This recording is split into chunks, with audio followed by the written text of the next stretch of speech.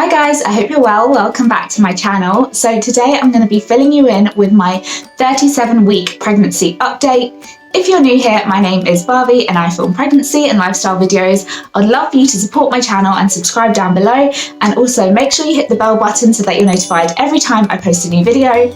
So I filmed my last update at 37 weeks and quite a lot has happened since then.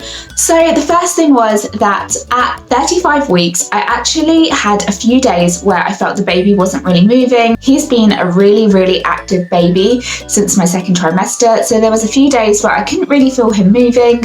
And when he did, the movements just didn't feel as strong as they usually do. So I did go down to the hospital and they did some monitoring on him. So all it was is that I went in, I sat there for about half an hour and they kind of strapped me up with a heart rate monitor and also a movement monitor, and they tracked his movements for about half an hour.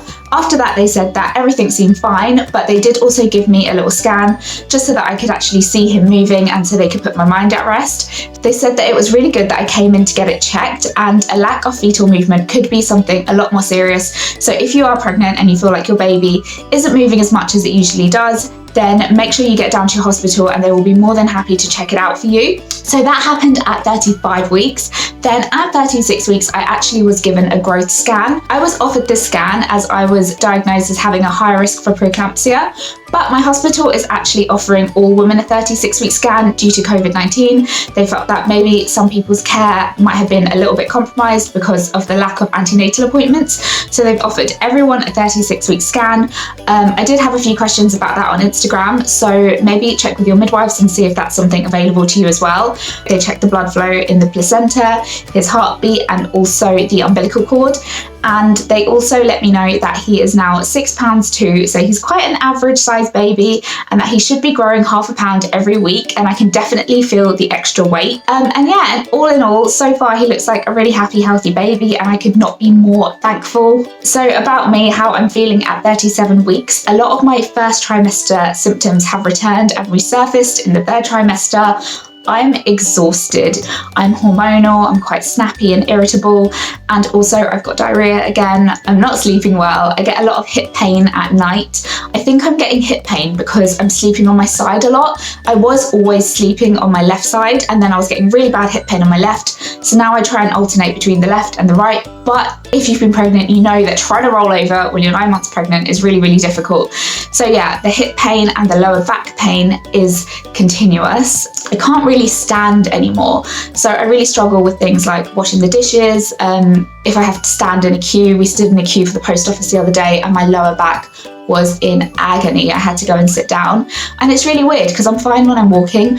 I think it's because when I'm walking my weight is shifting from side to side, but when I'm just standing in one position, all the weight and all the pressure is just on my lower back, and it's really painful. So yeah, that's just one thing that I'm dealing with at the moment. So the exhaustion is kind of worrying me a bit. I'm a bit worried about the fact that if I'm this tired now, how tired am I going to be when the baby comes? I'm trying to just think of it as right now I've got a full-term baby in my belly, and that is what's sucking all my energy, and hopefully when the baby's out I'll have a little bit more energy, but then I'll have the lack of sleep. And yeah, I'm just a bit worried about how I'm going to cope, but I'm sure I will. I'm sure this is just normal first-time mum anxiety. Another thing I've noticed at 37 weeks is that I really can't eat a lot anymore.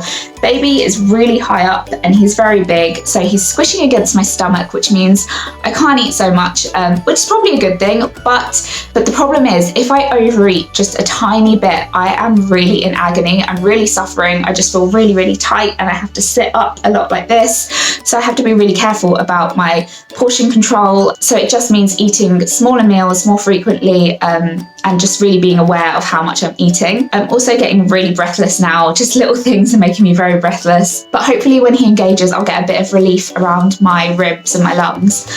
But yeah, when it comes to birth, I still don't feel he's coming anytime soon. I think we're going to go all the way to 40 weeks. And the reason for that is because I don't feel that he's engaged. I feel he's still quite high up.